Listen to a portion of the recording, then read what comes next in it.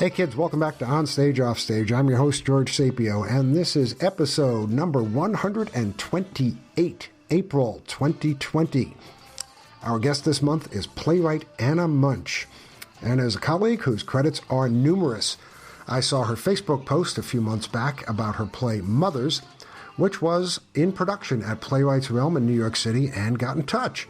In addition to her play Mothers, her other play, Man of God, currently at the time of this interview, is in performance at the Interact Theater in Philadelphia, and will be at the Geffen Theater in Los Angeles in March and April of 2020.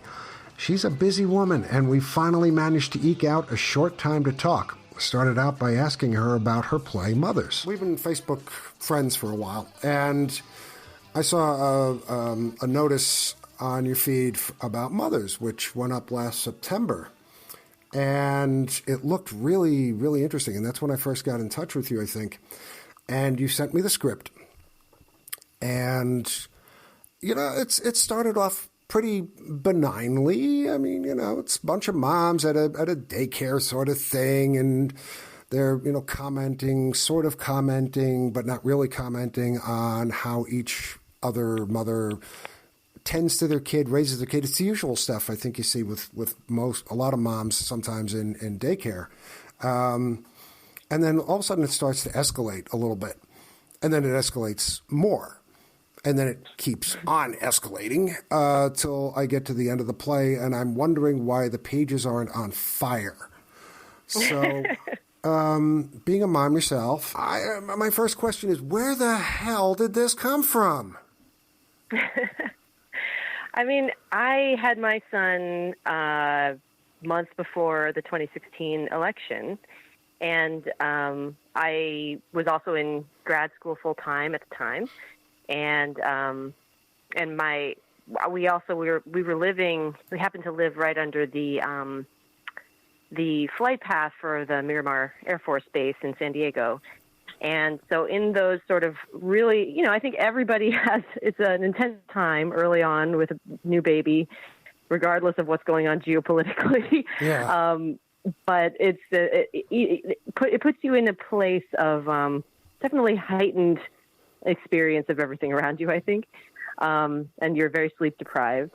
And, you know, it was a really, I think a lot of people were having it was a very, for me, at least, a very surprising result to that election, and embarking on this new journey as a parent, where there's so many unknowns about the future. Right. At the same time as embarking on this new administration, where I think everybody was a bit at sea about what the future would hold, and I don't know if we've covered from that or still in that.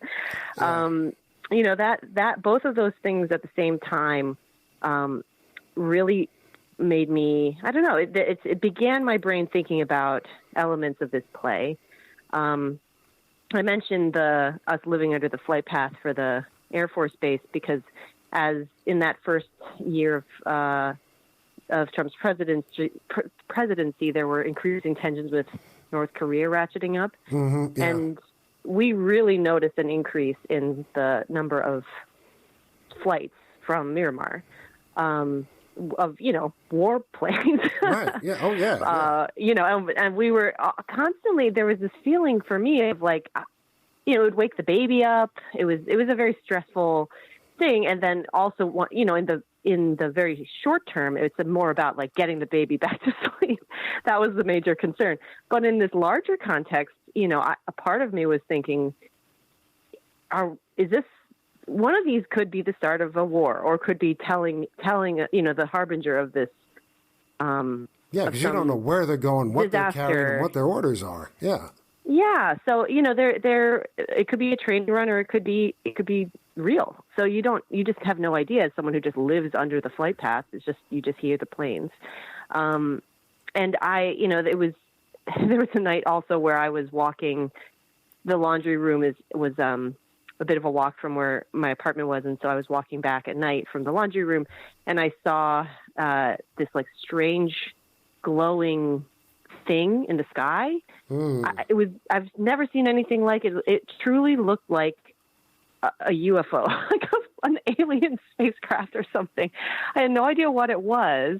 I thought I was maybe hallucinating because of the sleep deprivation. I called my husband and made him come outside to look at it with me because I was like, am I crazy? I think this was like maybe 2 or 3 months after my son was born.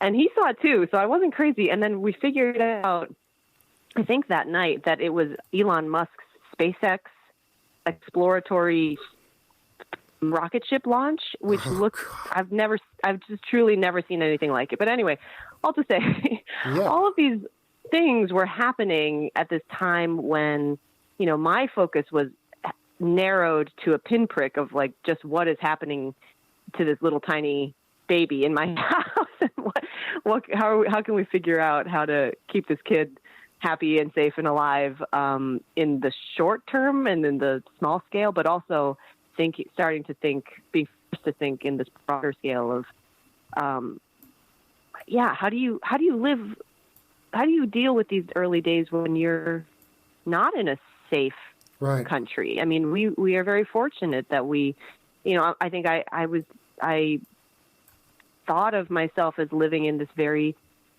secure, safe world and secure, safe society or pocket of society in my country. Well, that's what we're all trained to think. Yeah, I mean, it kind of lets you put one foot in front of the other to think that. And of course, that's just not the case for probably most of human history in most places in the world. This is a relatively unique concept that there is so much security in life, I think. And so I started thinking more about the idea of mothers, around the world in other situations, in war zones, in living amidst unfolding genocides. In those early months of my son's life as well, the Rohingya genocide in Myanmar was underway, and more news coverage of what was happening there was coming out. And it was one of the ways that I could keep myself awake at night when I was waking up all the time to breastfeed. I was just like staring into my phone because, like they say not to do that because it'll keep you up, but I needed to stay awake so I wouldn't drop my kid. And so, it was just one of those things one of these horrible things I would read about at night because there was just nothing good happening on the news at that time. Yeah, I think a lot of us were getting really weirded out by the way things were just going really south really fast. Yeah.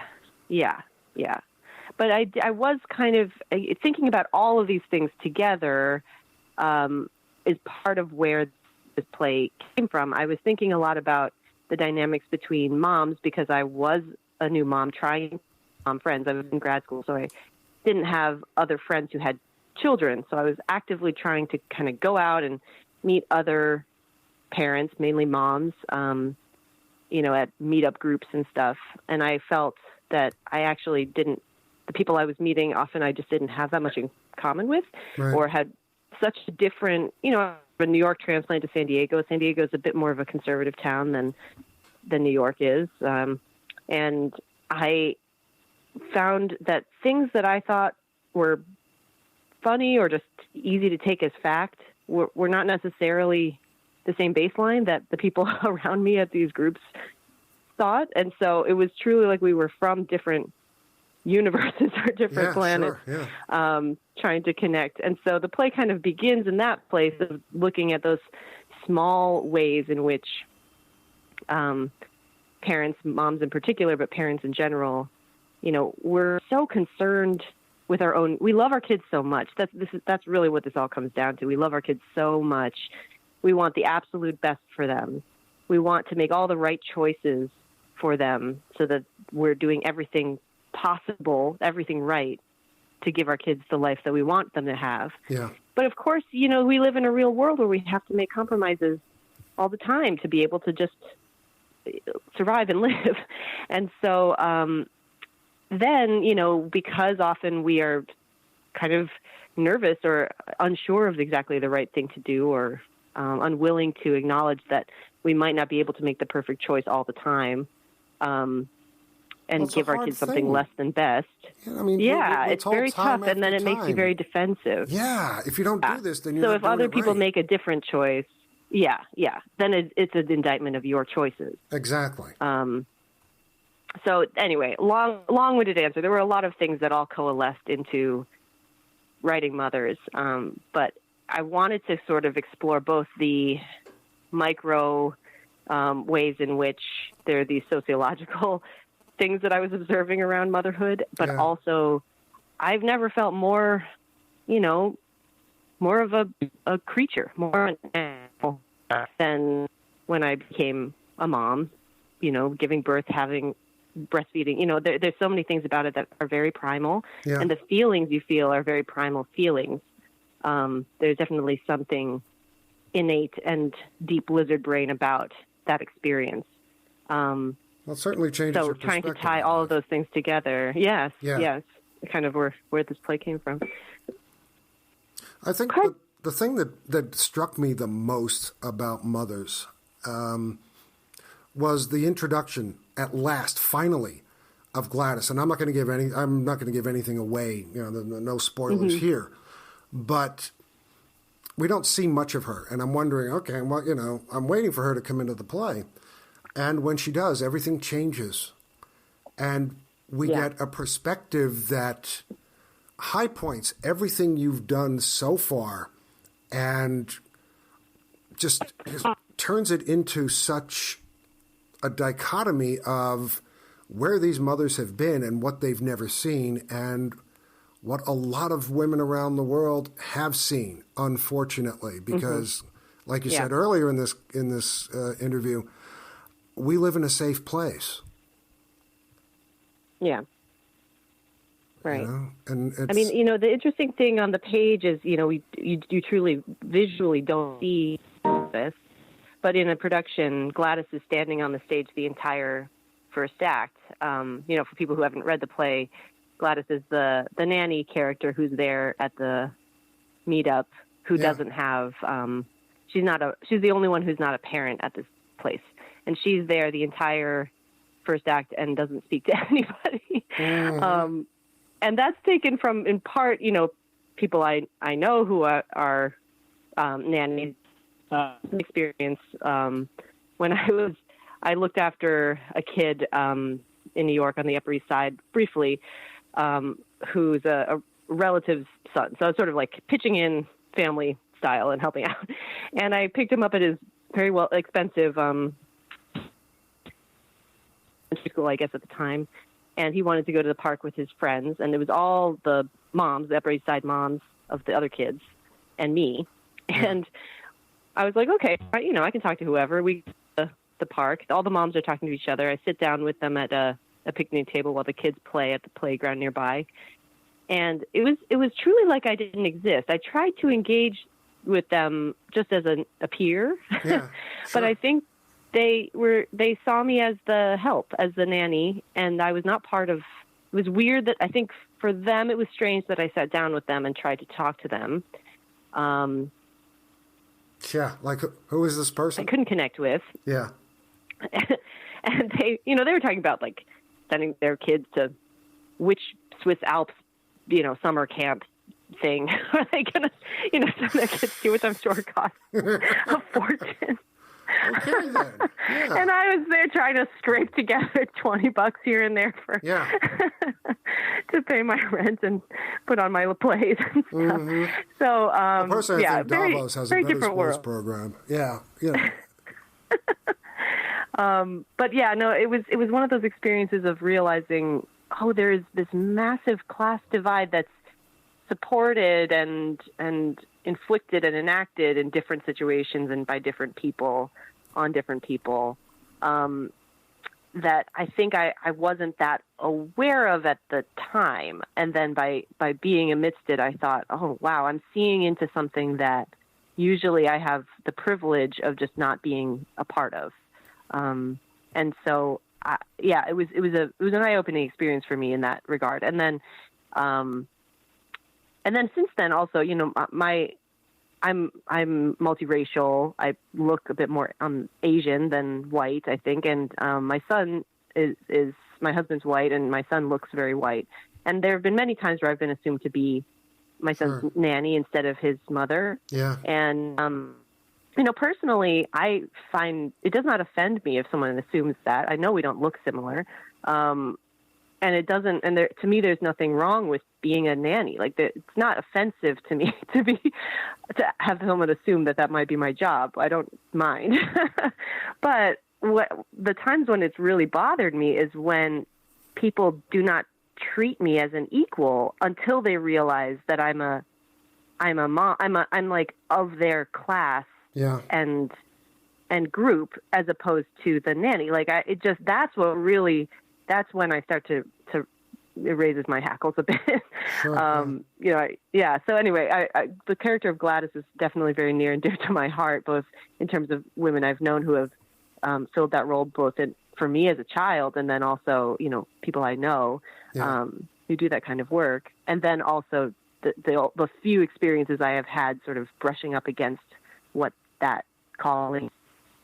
Mm-hmm. And how difficult it is for women who have young children to have to not only, I think people talk a lot about how hard it is to be a working mom and have to be away from your kids when you're at work in a very upper class kind of way. But actually, the lower class women, people who are really struggling in third world countries and have to leave their children at a very young age, not only for the day, but for years. Right. To be able to go and work abroad, to look after other people's children, and then send the money home so that their children can have what they need. That is that's working mom to the extreme. And that, I think, is a big part of Gladys's character is, she is just like these women in terms of navigating how hard it is to be a mom and how hard it is to survive and support the world. After I finished reading the play for the second fascinating time, character. Yeah, no, she's. I read the play twice. The second time, just to go through it a lot more slowly, because I found myself the first time just reading it quickly because I was so caught up in what was happening. I had to get to the end to see what was going on, and I'm not quite sure. I'm happy I did that, but I came to see the play as Gladys's, and that's weird because. Mm-hmm. Yeah. Stage time, she clearly doesn't have the amount of time that many of the other characters do, but it all comes down to Gladys, and I found myself absolutely transfixed by her character. And I see it as her play as well. It's funny you found that too. I've always thought that she is the shadowy protagonist of this play. Yeah. Well, she's the voice of truth, and it's a horrible, horrible truth. So tell me what the audience reactions were to this play, because it's not something you can just walk out of benignly. No. This is one of those plays where I actually don't love talking to people after it. I wonder why. Yeah, it's really, you don't feel okay after you watch Mothers. Yeah. Mm-hmm. It doesn't leave you feeling great. To me, I find the statement of the play to be one of just the power of the love that people have for their children. That to me is like any kind of strong force. It can be wonderful and it can be horrible. It just depends on the circumstances. And so, to me, I don't see it as like an punishing message. It's really written from my point of view of becoming a mother and just being blown away by the force of what I felt. Okay. And sort of realizing, like with fresh eyes, looking at the world around me, that this force is at work all around us all the time. And I was kind of blind to it before I became a parent. And that was, to me, really eye-opening. I'm sure other people have this realization. I don't think you have to have children to realize it, but for me, that's that's when I realized it. And I think it certainly helps. But yeah, I think, of course, first-person experience as anything always helps. But yeah, I think, people see this play and it is really, it's a roller coaster. I think, you start in one place, you start thinking it's kind of a biting satire, kind of funny, commentary on upper middle class motherhood, and then the play doesn't really let you go. So you don't have much chance to reorient yourself, and you're kind of brought on this journey into a pretty dark place that maybe you weren't expecting.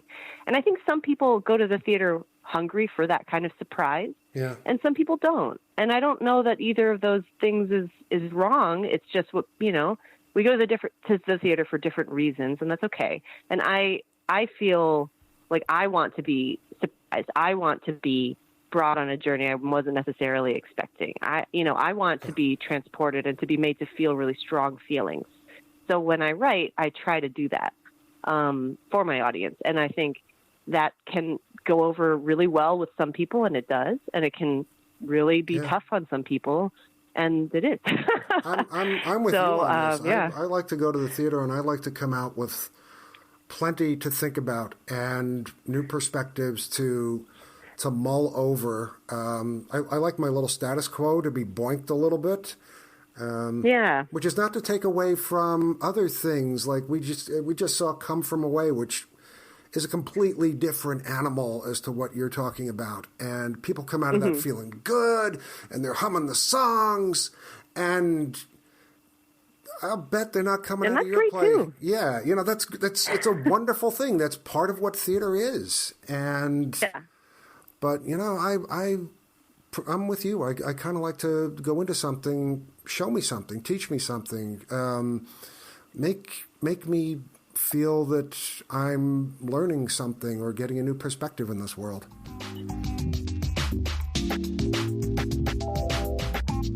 Hey kids, thanks for tuning in to Onstage, Offstage. I'm your host, George Sapio, and this is episode number 128, April 2020. Our guest this month is playwright Anna Moench, whose play Mothers was produced at Playwrights Realm in New York City this last September 2019, and her play Man of God, which will be at the Geffen Theater in Los Angeles in March and April of 2020. We're talking about both plays, as well as the questions raised by those plays about living in the not quite so safe, much disquieting modern world. And I think it's great to have, I've sort of put some thought into this about what kind of, because it's, as an artist, I think everyone wants people to have a good experience seeing your work and to come up to you afterwards and say that they had a good time. Yeah. Oh, yeah.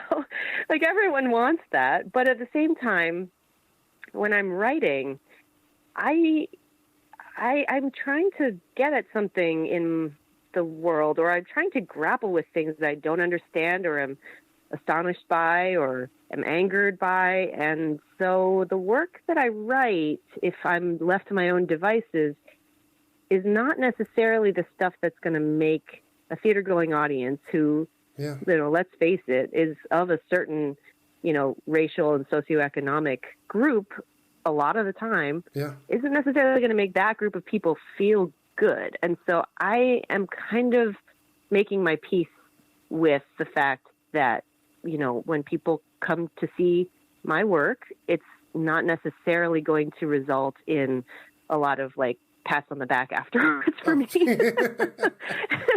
Yeah, probably not. And it might make people angry, and they might, and when people kind of get uncomfortable, then they can kind of say, dismissive things about the piece, which... But you have to write what's again, true to I you. Understand that too.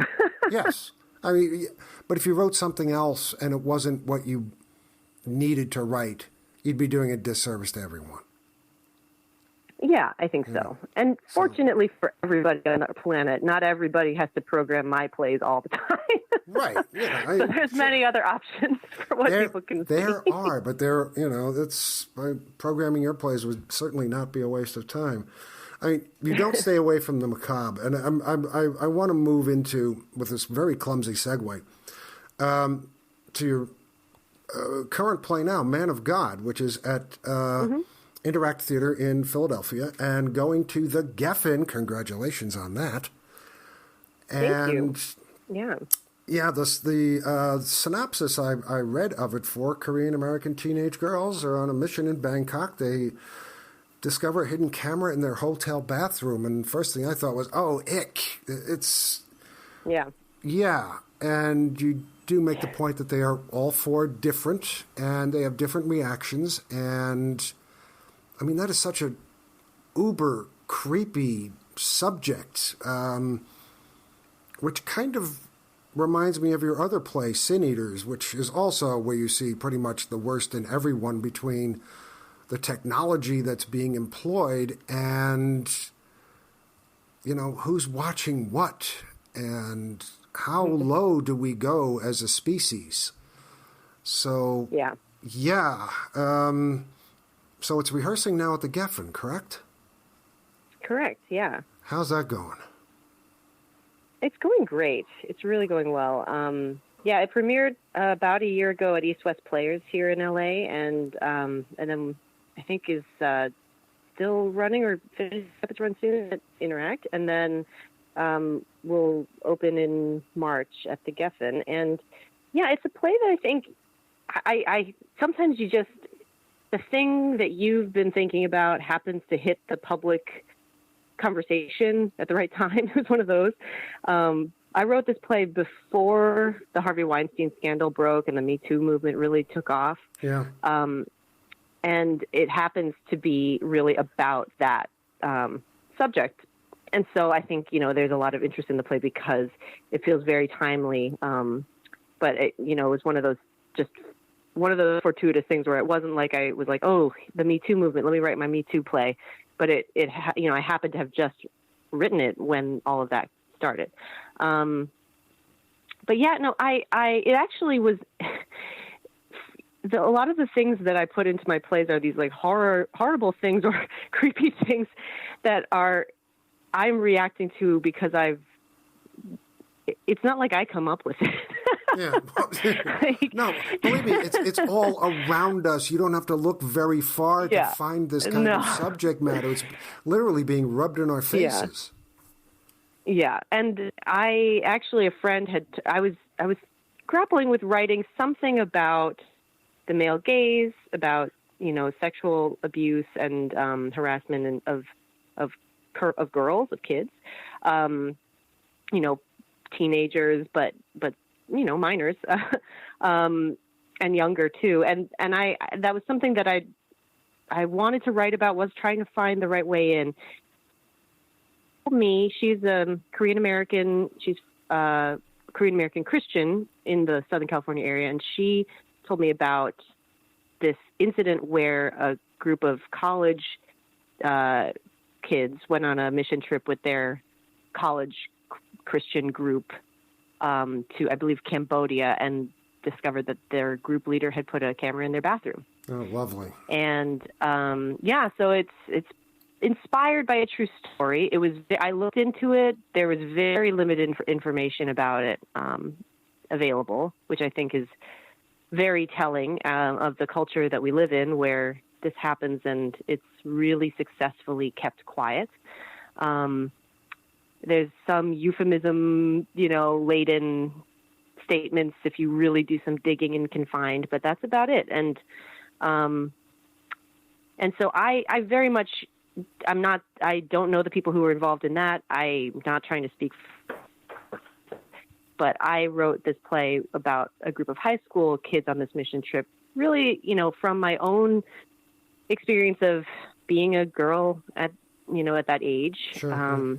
And that time I went to an all-girls high school, and so I remember that dynamic of being amidst all girls.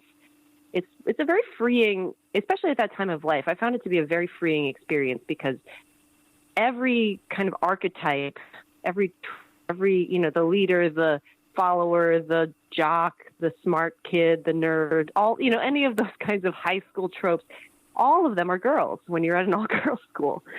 So, you really feel the full space that girls can take up when they're given the room to take it up. Mm-hmm. And I, remember being at that age, and my friends and I just and spending all the time together and really putting together our understanding of the world and testing theories and trying out identities and arguing with each other about why this was a certain way or how it should be, all of these things. And then, so the play really is about it takes place after they discover the camera. The camera's already discovered before the play begins. And the whole play takes place between that moment of discovery and the moment where the pastor comes into the room, and they face him.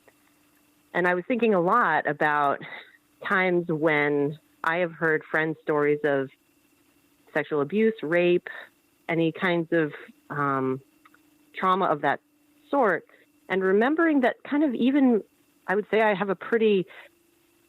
really try to side with the victim, not with, not blame. Sure. Yeah. But your first reaction usually is to put yourself in their shoes from a position of real safety where you're not in their shoes. You're sitting, someone who's never experienced that.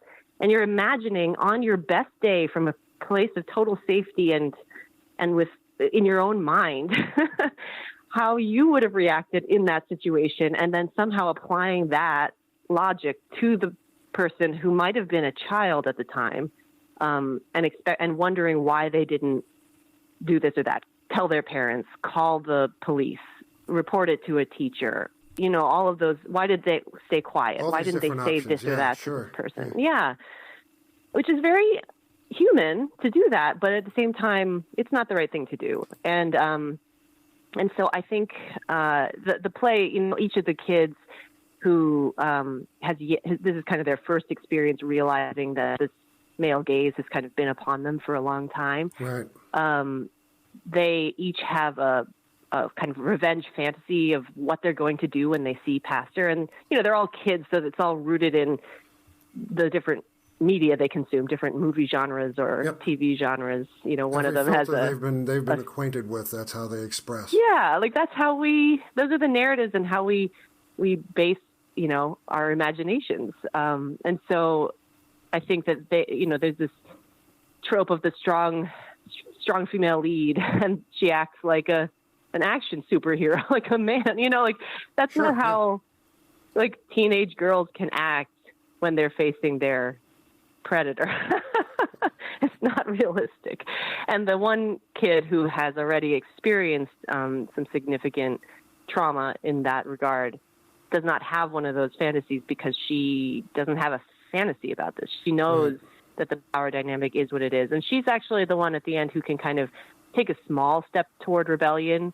And still I didn't write her having like a full dressing down of this man or a, big victory. But to me, a small step of rebellion and a small standing up to power when you're 15 is kind of the light, at the end of the tunnel. Mm-hmm. I think all of my teens and 20s were growing up and making these kinds of not mistakes, but experiencing these kinds of things and then realizing, oh, I am now better equipped to handle those situations. And I think now that I'm, in my mid-30s, I see it. I recognize those signposts a lot sooner than I did when I was 15. And so I'm able sooner, and I feel more confident in myself sooner to be able to say, okay, I'm gonna head this off at the pass, or and I'm sure there's still circumstances in which I will find myself where it's going to be a power dynamic that makes it difficult to do that, but sure. It's still it's this ongoing thing of learning, and you kind of have to just go through it and not do the thing that makes everybody applaud and seem like an action hero. we have to go with what we've been taught and what we've seen as role models, and that's one of the huge problems these days is that we are getting the world's worst role models because, at least in this country, a lot of these role models respond with violence. And it seems to be the quick and final solution to whatever is threatening you. And even if it isn't violence, it's something else. And you can only respond by what you've been shown already might work or what you think might work. Yeah. And it's very hard to... And it's just not realistic to say, okay, well, like, just, kick him in the balls. It's like, well, there's already a power dynamic. There's already a physical power dynamic in addition to the social power dynamic. There's consequences. You can't just kill someone. Like, it's not, we don't live in some we don't. John Wick movie. We don't. I mean, and the lessons we're getting from the Weinstein cases and the Trump cases, it's not heartening. Yeah. It's definitely not.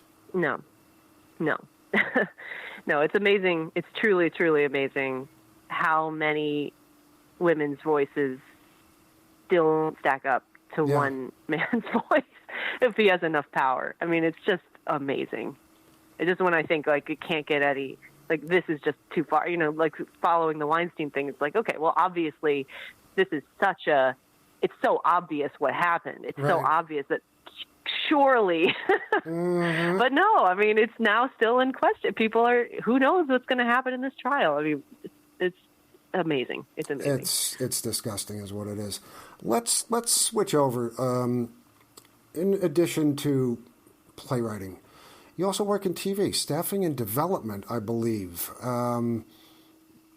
as another part of the whole, artistic media experience, going from work on stage, creating work on stage, to being a part of the television machine. I don't really mean that in a bad way, but I mean, it is a huge machine. Yeah, staffing and development. So what's that all about? Well, I mean, I think, as we were discussing it earlier, it was, we were saying, talking about day jobs. Yeah. But I think I've spoken to a couple of playwrights recently, or, early career playwrights, and I'm pretty frank. I think that it's helpful to hear about the financial realities of this business.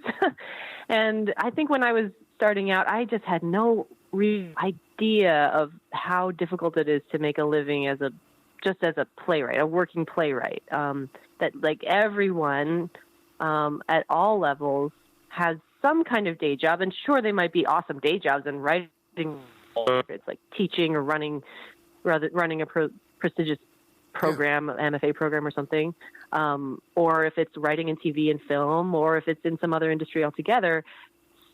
Most playwrights, 90.9% of us, I think, have another job. And so for me, I'm very fortunate in that the day job I've carved out for myself is writing related, and it's even, writing characters and dialogue and story related. It's not even like I have to be writing something completely different. I'm really, really lucky for that. I love doing it. Yeah.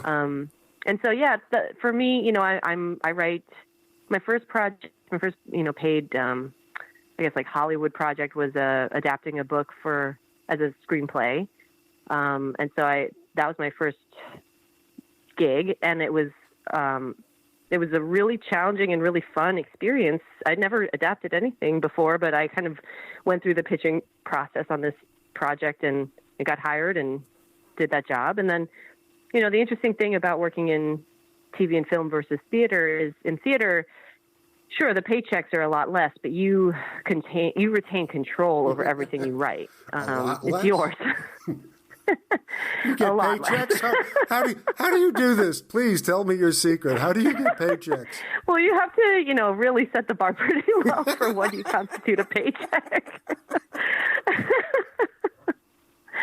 I think I have like maybe 2 published, like, short plays, 2 or 3, and so other year I'll get like a royalty check for like $20 or something. I just got a royalty check. It said 0 on it. Yeah, this is what I was born to do, I'm telling you. Yeah, you spend years writing these things and developing them, and then yeah. So you got a day job, but, huh? Fancy that. But yeah, so exactly, you get a day job. But yeah, no, I think that that then after that I started going out for staffing. So that means writing, writers' rooms to write someone else's TV show. Mm-hmm. I got really lucky, got a great job with a great group of people, and worked on a show that I really was excited about and enjoyed the process so much. And that was, it's called Severance, and it's going to be on Apple TV. And I think they're shooting starting this spring. Nice, congrats. So it's going to be a little ways still. But yeah, it's going to be a great show. It's a really fun premise, and yeah, it was great.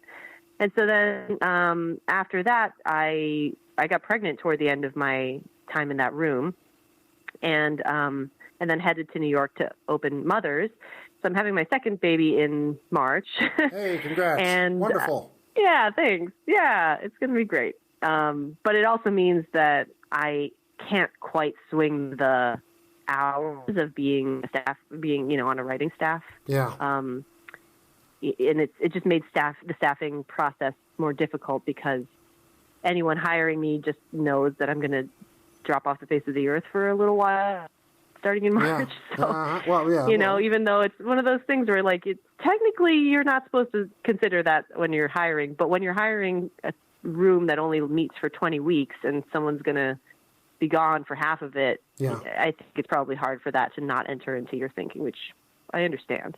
But it may pivot toward development, which means more that I'm writing my own stuff. I'm pitching on, adapting other IP, like novels, to television. And so I was working on a lot of pitches for a long time, and then got, I very quickly, like kind of in quick succession, sold two. So now I'm developing a pilot with HBO and a pilot with E1, and just one of them's original, one of them is an adaptation. And that process is very interesting too, because you're trying to, you're really building the whole show from the ground up with a focus on the pilot as the way to kick off the whole series, because hopefully it'll get picked up, and then you'll hire a writer's room, and then you'll really develop and write the whole first season and forward. You're a busy person. Yeah, so it's a very interesting process. Yes, yeah. I am. And it's doing all this writing, all this stuff, being pregnant and raising a kid, and wow, there's only one of you, right? I do have an awesome husband, so I consider him part of it. Kudos to your husband. He's going back to school at the moment, and right now his goals are to work in nursing, so he's finishing up his prereqs, and wonderful, which I think for him. Very good skill to have in a partner. I'm very excited. Nurses are my holiest of holy professions. So it's an amazing calling. Yeah, absolutely. Great. Anna Moench, I really hate to cut this off because I'm having so much fun right now, but I know you have places to go and things to do. But this has been absolutely wonderful. Thank you so much for being a guest. Before we say goodbye, George, please tell my audience where we can find out more about you, and tell us where you're published so people can read this wonderful stuff you create. Oh, yes. I don't have much internet presence. I do have a website. It's annamoench.com. Okay. And Moench is Moench. And I'm not really on Facebook that much. Yeah, you've had trouble reaching me because you're busy. Terrible. It's fine. But yeah, I'm not on Twitter. I'm not really on Instagram or any of those things. So I don't know. Okay. But I'm around person in the world. That's good enough. And my plays have a couple of my short plays have been published as part of different anthologies. But they're mostly plays for young audiences. But I think one of them's at Play Scripts, one of them is at Sam French, one of them is at Vintage Books, and then and that's it so far. So people want to publish my full lengths, let me know. Yeah, let me know because I'd love to. I put stuff on NPX on the New Play Exchange. Oh well, yeah, of course, absolutely, sure. Yeah, so I'm sure a lot of people are on there. So yeah, my stuff's there. And Sounds that's free. good. Well, once you're once you're on there. Yeah. Hey, thanks again so much. And thank you, George. Good luck with everything. Hey kids, thanks for listening to Onstage Offstage. Onstage Offstage is produced monthly, and all of our shows can be found at onstageoffstage.org and also on iTunes. If you enjoy what we do, please recommend us to your friends. Don't forget to like us on Facebook and follow us on Twitter at OnOffStage. And if you are a theater artist with an upcoming project of interest or working a part of theater we haven't covered yet, or know of someone in the theater world who'd make some great chat, please send us a note at info@onstageoffstage.org. Onstage Offstage believes in and advocates for a world where all people are free to live their lives as they wish, in peace and without fear. We believe in universal respect, diversity, and equality in all areas of life for all people, no matter what their nationality, race, religion, age, sexual status, or gender. Onstage Offstage will never promote or endorse those who seek to diminish others because of who they are. I'm George Sapio. Thank you once again, and happy theatering to all of you.